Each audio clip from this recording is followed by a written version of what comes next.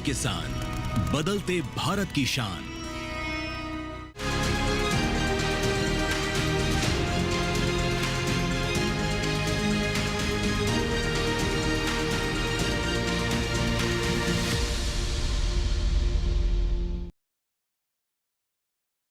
नमस्कार, आप देख रहे हैं दूरदर्शन किसान चैनल। हमारे खास कार्यक्रम कृषि दर्शन में मैं आदिति शर्मा आप सभी का स्वागत करती हूं।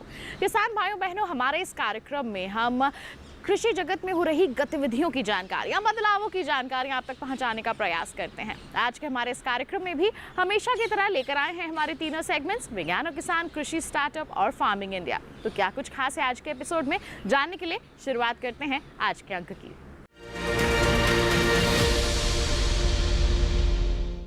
सबसे पहले नजर डालते हैं क्या कुछ खास है, सीधा मंत्रालय से। गर्मियों के मौसम में पशुओं की देखभाल किस तरह से की जा सकती है, कौन सी सावधानियां बरती जा सकती हैं, इसके बारे में भारत सरकार के पशुपालन विभाग के आयुक्त डॉक्टर अभिजीत मित्रा ने खास बातचीत की डीडी किसान संवाददाता वीरेंद्र कुमार संतोष से। क्या कुछ खास रहा इस दौरान, आइए दिखाते हैं आपको।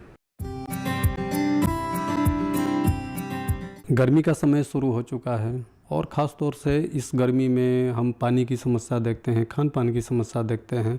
पशुओं की सबसे बड़ी समस्या हो जाता है उसके रख रखाव की और देखभाल की, कि गर्मी के मौसम में उसको हम कैसे देखें, कैसे उसको खान पान दें, क्या खान पान दें, किस तरह से हम पानी की व्यवस्था रखें, किस तरह से उसको हम घरों में, किस तरह से घर की जो व्यवस्था है उसको हम ठीक से ढंग से रख पाए, जैसे कि या तो लू चले या गर्म हवाएं चले तो उसको किसी तरह की कोई परेशानी ना हो। इसी सिलसिले में बात करने के लिए आज हमारे साथ है डीडी किसान स्टूडियो जो कृषि भवन में है, वहाँ पर पशुपालन विभाग के आयुक्त डॉक्टर अभिजीत मित्रा जी आए। सर, ख़ास तौर से हम गर्मी के समय जो देखते हैं उसमें पशुओं की सर समस्या हो जाता है कि हम इसको किस तरह से देखभाल करें जिससे कि जो लू जो चलती है उसमें किसी तरह का कोई परेशानी ना हो। क्या सावधानी बरतने की आवश्यकता है सर? देखिए, जैसे मनुष्य के साथ साथ जितना पशुधन है हमारा, उसको रखने के लिए वही व्यवस्था करना चाहिए जैसे हम खुद को सहज और अच्छा से पाते हैं। तो पहला बात तो ये है कि जो गर्मी का सबसे बड़ा समय है 11 बजे से लेकर शाम को 4 बजे तक, जो सबसे बड़ा गर्मी का समय है, इस समय किसी भी पशुओं को बाहर मत रखें। कोई भी छायायुक्त जगह जहाँ पे छाया हो, थोड़ा सा ठंडा जगह हो, वहाँ पे रखिए और समय समय पर उनको स्वच्छ और ठंडा पानी मतलब बर्फ़ जैसा पानी नहीं, फ्रिज में रखा हुआ पानी नहीं, नलके से निकला हुआ कि कुएं से निकला हुआ ताज़ा पानी उनको पिलाइए। और एक बात ध्यान रखना पड़ा, जहाँ पे भी रखेंगे छाया वाला जगह में, वहाँ पे हवा का आना जाना ज़रूर हो। ऐसे ना हो कि घुटन सी महसूस हो। और अगर बहुत गर्मी पड़ता है, जहाँ पे लू बह रहा हो और ड्राई गर्मी हो, सूखा गर्मी जिसको बोलते हैं, वहाँ पे उस समय सबसे बड़ा ज़रूरत है कि जैसे हम अपने लिए कूलर का व्यवस्था करते हैं, आजकल जगह जगह में स्प्रिंकलर का भी व्यवस्था होता है और एक ठंडी मैट होता है जो अब बोरी के साथ भी कि कोई और ऐसे जो चटाई है उसको भिगा करके आप रख दीजिए, तो उसमें अगर पशु बैठेंगे, खड़े रहेंगे तो उनको थोड़ा आराम मिलेगा। ख़ास तौर से जब हम देखते हैं कि गर्मी के समय रहता है तो पशुओं को कौन कौन सी बीमारी होने की सर संभावना रहता है? क्योंकि इसमें सर ये जो मौसम होता है इसमें थोड़ा सा जैसे ठंडा से गर्मी, फिर कभी बरसात के भी आ जाता है, तो इसमें सर थोड़ा सा बीमारी लगने की भी संभावना रहता है कि अनेक तरह की जो बीमारी FMD है या और भी ऐसी बीमारी, कौन कौन सी बीमारियाँ सर लगने की संभावना है? क्या उसके बचाव किस तरह से किया जा सकता है? देखिए, जैसे आपने खुद ही बोला है कि गर्मी में जब लू चलता हो, जैसे आदमियों में हीट स्ट्रोक हो जाता है कि गर्मी लग जाता है, पशुओं में भी ऐसे लगने का संभावना रहता है। तो हमने आपको पहले ही बताया कि एकदम सीधा धूप से बचाइए, छाया में रखिए। और एक बात और मैं बताना चाहता हूँ कि खान पान में आपने बता रहे थे, उसमें ये भी व्यवस्था होना चाहिए कि एक समय में बहुत से ज़्यादा खाना मत खिलाइए। खाना को टुकड़ों में बांट कर कि जो दिन का जो सबसे ठंडा समय है एकदम सुबह खिला दीजिए, नहीं तो जब धूप ढल जाता है तब उसमें शाम को खिलाइए, नहला के खिलाइए। और आपने जो बीमारी की बात कर रहे थे, बीमारियों में इस समय आप देखेंगे कि मक्खी और मच्छर और काटने वाले जो कीड़े मकोड़े होते हैं, इनका संभावनाएं थोड़ा बढ़ जाती है। तो इससे फैलने वाली जो बीमारी है उसमें थोड़ा ध्यान देना चाहिए। जैसे आपका थाइलेरिया हो गया, बेबेसिया हो गया, कि जो ये सब बीमारी है जो काटने वाला कीड़े से होता है। और गला घोटू एक बीमारी है जो इस समय काफ़ी प्रकोप देखा जाता है, उससे भी बचने का ज़रूरत है। जहाँ पे वैक्सीन अवेलेबल है वो वैक्सीन कराएं। और एफएमडी का तो आपने जिक्र किया, लेकिन एफएमडी का वैक्सीन हम लगातार लगा रहे हैं, तो हमें उम्मीद रखते हैं अगर समय पर वैक्सीन करा लिया जाए तो एफएमडी से तो एनिमल का कोई प्रकोप नहीं होना चाहिए। लेकिन अगर कोई टीकाकरण हो भी रहा हो, उस समय हम वेटरनरी सर्जन को भी बताते हैं और पालकों को भी बताना चाहते हैं कि वैक्सीन का समय भी दिन का ठंडा समय में हो, सुबह का टाइम में हो, 11 बजे के पहले हो, नहीं तो शाम को 4 बजे 5 बजे के बाद हो, ताकि वैक्सीन करते समय भी एनिमल को कोई स्ट्रेस और कोई दबाव उनके ऊपर ना पड़े। खास तौर से जब हम देखते हैं कि गर्मी के समय रहता है तो कोई हरा चारा के भी प्रबंध ज़्यादा नहीं होता है सर, तो इस स्थिति में क्या उसको खान पान की व्यवस्था करें? पशुपालक भाई हमारे हैं, वो कौन सा ऐसा खाना दे, क्या खाना दे जिससे उनके जो शरीर में जिस तरह से न्यूट्रिशियस चीज़ है उसको भी कमी ना हो और ज़्यादा से ज़्यादा उनको जो दूध है दूध भी मिले? देखिए, ये अक्सर ये पाया जाता है कि जून का जो महीना है, मई जून का, उस समय थोड़ा हरा चारे का कमी हो जाता है। बरसात बढ़ने के साथ साथ जैसे ही बरसात हो जाती है तो उसके बाद हरा चारे का बनना और मिलना थोड़ा आसान हो जाती है। लेकिन फिर भी जितना आपको हरा चारा मिलता है उससे उनको पशुओं को खिलाए। और खली टाइप का जो थोड़ा गुरु पदार्थ है जिसको खाने से शरीर में गर्मी पैदा होता है, इसको वही बात है जैसे हम लोग भी कोई ऐसे आहार आदमियों में लेने के समय हम कोशिश करते हैं कि एकदम दोपहर में ना लें, शाम को समय लें, नहीं तो सुबह का समय लें। तो पशुओं को भी जो भी आहार कराना है तो दिन के ठंडा समय में कराइए, शाम को एक बार उसको नहला दीजिए और नहलाने के बाद फिर रात का खाना, जो शाम का खाना है, उनको दीजिए। और समय समय पर गुड़ और बहुत सारे पानी, नमक और जिसको हम इलेक्ट्रोलाइट्स बोलते हैं, उनसे एनिमल को, पशुओं को खिलाइए और पिलाइए ताकि वो अच्छा संतुलित आहार करे। और साथ साथ अधिक से पानी और जल और उसका गुड़ और ये सब लेने के बाद जो धूप का जो प्रकोप है उससे पशुओं को बचाया जा सकता है। किसान भाइयों बहनों, अच्छा उत्पादन हासिल करने के लिए बहुत जरूरी हो जाता है गुणवत्तापूर्ण बीज का उपयोग करना। इसी संदर्भ में विस्तृत जानकारी दे रहे हैं कृषि भवन स्थित डीडी किसान स्टूडियो से कृषि एवं किसान कल्याण मंत्रालय के बीज विभाग के सहायक आयुक्त डॉक्टर चंद्रमोहन। क्या कुछ कहा है उन्होंने, आइए दिखाते हैं। आज मैं किसान भाई और बहनों को नेशनल फूड सिक्योरिटी मिशन के एक उपघटक जिसमें seed processing and storage unit और ग्राम पंचायत स्तर पर उपलब्ध कराई जा रही है उसके बारे में जानकारी दूंगा। किसान भाई और बहनों, जैसा कि आप जानते हैं कि जो उच्च गुणवत्ता युक्त बीज जो सबसे ग्राउंड लेवल पर उपलब्ध कराना एक बहुत बड़ी चुनौती है। इसको ध्यान में रखते हुए वर्ष 2017-18 में कमेटी ऑफ सेक्रेटरीज के रिकमेंडेशन के बेसिस पे हमने एक नई स्कीम लेके आए थे, जिसके अंतर्गत ग्राम पंचायत स्तर पर एक छोटी इकाई जिसमें बीज विधायन और बीज का भंडारण किया जा सकता है, उसकी 500 यूनिट के लिए हमने विभिन्न राज्य सरकारों के माध्यम से इकाइयों को प्रदान किया गया, जो कि विशेष तौर पर एफपीओस के लिए उपलब्ध थी। तो जिस स्कीम को हमें बहुत ही अच्छी सफलता प्राप्त हुई और उसकी मांग विभिन्न राज्य सरकारों से हमें निरंतर प्राप्त होती रही। इसी का ध्यान रखते हुए जो वर्तमान में वित्तीय वर्ष जो 25-26 चल रहा है, उसमें जो हमारी राष्ट्रीय खाद्य सुरक्षा पोषण मिशन की नई गाइडलाइंस आई हैं, उसमें हमारे सीड कंपोनेंट के अंदर इस कंपोनेंट में, जिसमें ग्राम पंचायत स्तर पर छोटी इकाई बीज की जिस पर विधायन और भंडारण किया जा सकता है, उसको पुनर्जीवित किया गया है। और इसके अंतर्गत जो भी मल्टी स्टेट कोऑपरेटिव्स हैं या एफपीओज हैं, वो एक छोटी इकाई जिसमें 500 एमटी का बीज विधायन संयंत्र, 1 टीपीएच कैपेसिटी का और 500 मैट्रिक टन का बीज भंडारण गोडाउन वो ले सकते हैं इसके अंतर्गत, जिसमें 50% अनुदान उपलब्ध है, जिसकी अधिकतम सीमा 40 लाख रुपए है। इसको प्राप्त करने के लिए जो पात्रता है वो 2 साल की अनिवार्यता है कि उन FPOs को या मल्टी स्टेट कोऑपरेटिव्स को बीज उत्पादन में 2 साल का अनुभव होना चाहिए। जो भी किसान भाई FPO से जुड़े हुए हैं वह उनके FPO से जो मुख्य कार्यकर्ता धरता है वह कृषि विभाग से संपर्क करके इस स्कीम का लाभ उठा सकते हैं और बाकी जो 50% की धनराशि है उसको FPO या मल्टी स्टेट कोऑपरेटिव्स द्वारा स्वतः वहन करना पड़ेगा। इस स्कीम का ज़्यादा से ज़्यादा फ़ायदा उठाइए ताकि ग्राम स्तर पर हमारी बीज भंडारण और विधायन की इकाई पूरे देश में और आगे तक बढ़कर पहुंच सके। आइए अब कार्यक्रम में नजर डालते हैं सेगमेंट विज्ञान और किसान पर।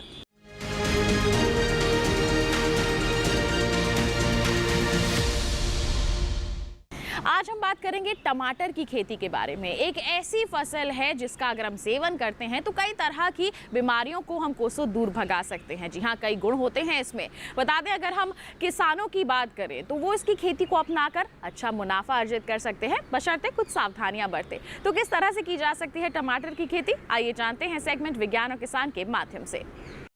हमारे देश में टमाटर की मांग साल भर बनी रहती है। प्रधानमंत्री इसे टॉप फसलों में शुमार कर चुके हैं और ये केंद्र सरकार की ओर से चलाई जाने वाली ऑपरेशन ग्रीन्स का भी हिस्सा है। ज्यादा मांग की वजह से ही इसकी खेती आर्थिक रूप से काफी सुरक्षित मानी जाती है, यानी टमाटर कमाई वाली फसल है।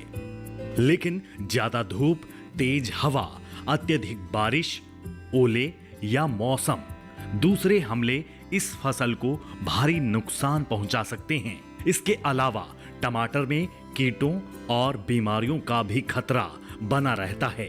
इसकी वजह से किसानों को फसल में कीटनाशकों और दवाओं का इस्तेमाल करना पड़ जाता है। इससे न सिर्फ लागत बढ़ जाती है बल्कि गुणवत्ता पर भी असर पड़ता है, जो महंगी फसलों के लिए सुरक्षित वातावरण प्रदान करते हैं और उन्हें मौसम की मार से बचाता है। टमाटर की खेती के लिए हल्की बलुई या दोमट मिट्टी अच्छी मानी जाती है। पॉली हाउस के अंदर खेत तैयार करने में ज्यादा मशक्कत नहीं करनी पड़ती। पौधों को रस्सी से बांधकर सहारा देना चाहिए। बसंत और गर्मियों के दिनों में 4 से 6 दिनों के अंतराल पर सिंचाई करनी है। आम मौसम में हर 10 दिन पर पानी दे सकते हैं। वैसे बेहतर होगा कि पॉली हाउस में टपक सिंचाई का इंतजाम करें। इससे न सिर्फ पानी की बचत होगी बल्कि लागत भी कम आएगी। पॉली हाउस चूंकि बंद संरचना है, इसलिए बारिश होने पर जल भराव की समस्या नहीं आती। टमाटर में रोपाई के पहले 4 हफ्तों के दौरान निराई गुड़ाई की जरूरत होती है। पॉली हाउस में चूंकि वातावरण नियंत्रित होता है, इसलिए पैदावार भी खुले खेत के मुकाबले कहीं ज्यादा होती है। इसके अलावा आप साल भर टमाटर की फसल ले सकते हैं। कई विशेषज्ञों का मानना है कि पॉली हाउस सामान्य खेती के मुकाबले 4 गुना ज्यादा मुनाफा दिला सकता है।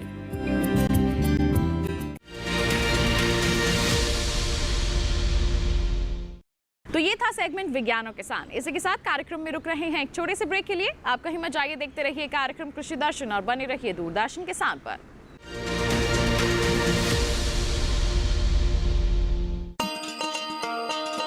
किसान भाइयों गांठ बांध लो, गांठ बांध लो। बात बहुत है काम की, समृद्धि के पैगाम की। मिट्टी के मिजाज को समझो, मिट्टी के हर राज को समझो। मिट्टी की तुम जांच कराओ, मुफ्त सॉइल हेल्थ कार्ड ले जाओ। कभी मुनासिब बीज लगाओ, सही किस्म की खाद ले आओ। जितनी जरूरी उतनी डालो, सही मात्रा खुद पहचानो। इसको अपना मंत्र बना लो, मिट्टी की सेहत तो जानो। बात बहुत है काम की, कम लागत अधिक वरदान की। किसान भाइयों गांठ बांध लो। आज ही मिट्टी की जांच कराएं। राज्य सरकार के कृषि अधिकारी से संपर्क करें और मुफ्त में सॉइल हेल्थ कार्ड पाएं। कृषि और किसान कल्याण मंत्रालय द्वारा किसान हित में जारी। ब्रेक के बाद दूरदर्शन किसान चैनल के कार्यक्रम कृषि दर्शन में आप सभी का फिर से स्वागत। आइए दिखाते हैं आपको सेगमेंट कृषि स्टार्टअप।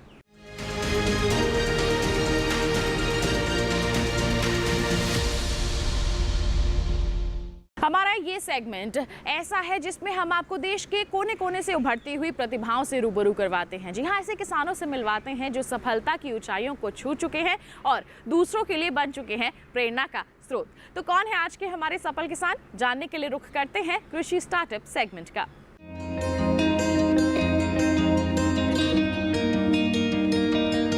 रस्सियों पर झूलते मशरूम के इन बैगों के पीछे एक कहानी छुपी है। आज हम इसी कहानी का लाइट कैमरा एक्शन करने वाले हैं। मिलिए अमर पड़वाल से।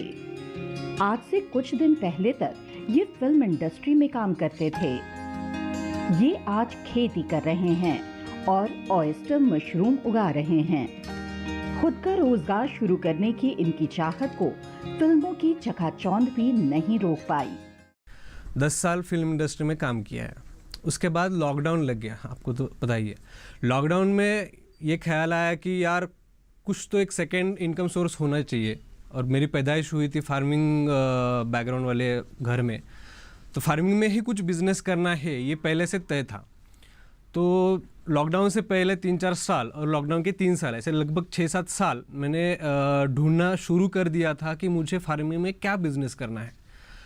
ढूंढते मुझे ऑयस्टर मशरूम फार्मिंग के बारे में पता चला। फिर जो भी बिज़नेस हम ढूंढते हैं उसके अच्छे भाग, बुरे भाग, मतलब उसके बेनिफिट्स, उसके लूप होल्स, ये इसके बारे में हम स्टडी करना शुरू करते हैं। जब मैंने मशरूम का स्टडी करना शुरू किया तो मुझे एक बात ध्यान में आई कि ये इस बिज़नेस में वेस्टेज से हम सोना उगा सकते हैं। जैसे कि इसका रॉ मटेरियल है फार्मिंग वेस्ट, इससे निकलता है सबसे बढ़िया जो जिससे हम मीट को रिप्लेस कर सकते हैं, चिकन को रिप्लेस कर सकते हैं, बट है प्योर वेजिटेरियन वेगन प्रोडक्ट। उसी दौरान मुझे कृषि विज्ञान केंद्र नारायण गांव के बारे में पता चला। वहाँ जाके मैंने संपर्क किया तो वहाँ पे मुझे श्री डॉक्टर दत्तात्रेय गावड़े सर से मेरी मुलाकात हुई, और उन्होंने मुझे जो गाइडेंस दिया उसके बाद ये कंफर्म हो गया कि मुझे यही बिज़नेस करना है। फिर सितंबर 2020 में इसका मैंने एक्चुअल प्रोडक्शन करना, ट्रायल करना शुरू किया। पौष्टिक गुणों से भरपूर मशरूम में प्रोटीन, विटामिन, फैट, कार्बोहाइड्रेट और खनिज लवण बड़ी मात्रा में पाए जाते हैं। साथ ही इसमें औषधीय और एंटीऑक्सीडेंट गुण भी होते हैं। अधिक प्रोटीन के कारण ही इसे शाकाहारियों का वरदान माना जाता है। ऑयस्टर को ढींगरी भी कहा जाता है। ढींगरी का मतलब है जीव। चूंकि ऑयस्टर मशरूम जीव की तरह ही बैग से बाहर निकलती है, इसलिए इसका नाम ढींगरी रखा गया है। तो ये करना था मुझे मेरे गांव में, जो बॉम्बे पुणे से लगभग 100 किलोमीटर की दूरी पे है। तो सबसे बड़ा प्रॉब्लम था मार्केटिंग।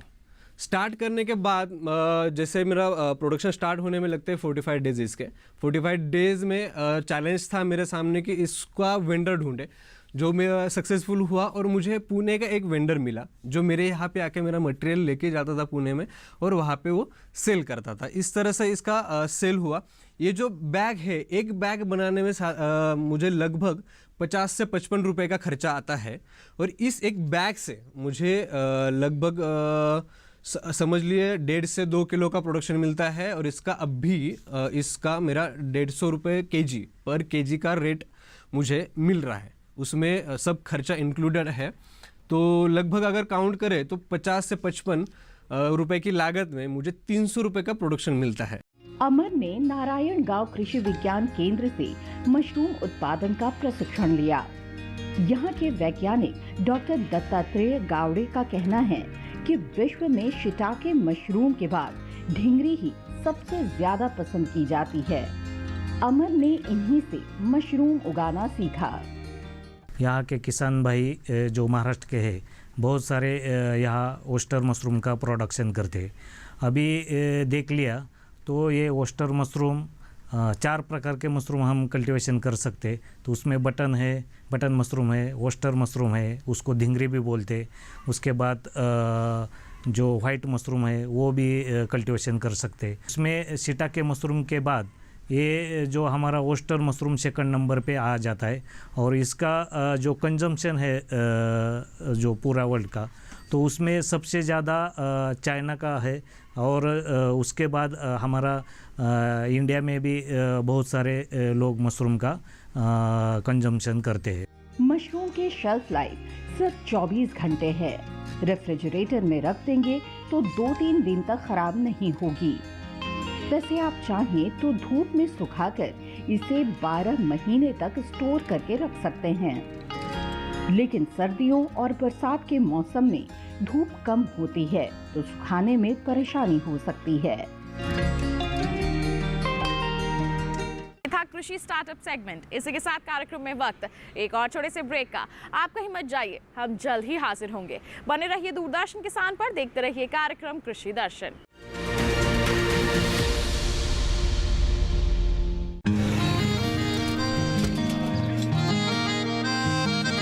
क्या बात है भाई, आजकल तो काफी खुश नजर आ रहे हो। क्यों ना हूँ, अब मैं ऑर्गेनिक खेती जो कर रहा हूँ ये पूरा प्राकृतिक है, ऑर्गेनिक है। इसमें हमारे खेत, हमारी फसल और हमारी जेब सब फायदे में होते हैं और इसमें लागत भी कम है। जी हाँ, आप भी ऑर्गेनिक खाद का प्रयोग करें, अपनी फसल और मिट्टी को तंदुरुस्त बनाएं और आपकी आमदनी में इजाफा करें। अधिक जानकारी के लिए किसान call centre toll free number 1800-180-1551 पर कॉल करें और लॉग ऑन करें kisan.gov.in और farmer.gov.in। कृषि और किसान कल्याण मंत्रालय द्वारा किसान हित में जारी।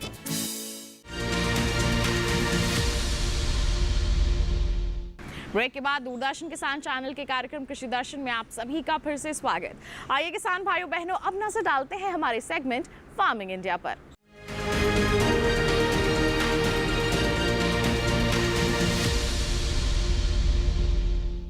आज हम बात करेंगे मृदा स्वास्थ्य कार्ड योजना के बारे में। जी हाँ, एक ऐसी योजना है जो आपकी मिट्टी की सेहत को बयां करती है और अगर वो बीमार है तो उसकी सेहत को बेहतर बनाने में भी ये योजना या फिर कहीं जो कार्ड है वो आपके लिए मददगार साबित हो सकता है। तो किस तरह बनवा सकते हैं आप अपना मृदा स्वास्थ्य कार्ड, जानते हैं हमारे सेगमेंट फार्मिंग इंडिया के माध्यम से।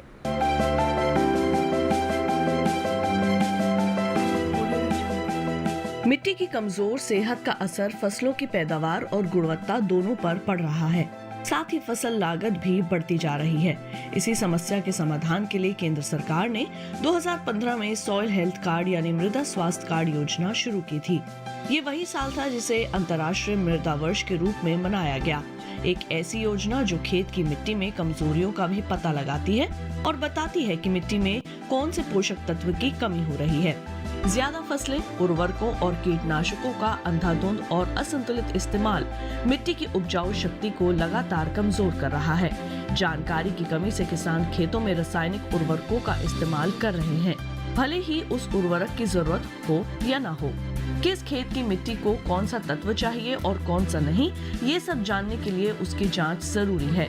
मृदा स्वास्थ्य कार्ड यही काम करता है। ये योजना पूरे देश में लागू है और मिट्टी की जांच के लिए देश भर में ही मिट्टी जांच की प्रयोगशालाएं स्थापित की गई हैं। जांच के बाद मिट्टी के गुण दोष की सूची तैयार होती है और फिर किसान को ये बताया जाता है कि उन्हें खेत में कौन सा पोषक तत्व कितनी मात्रा में डालना चाहिए।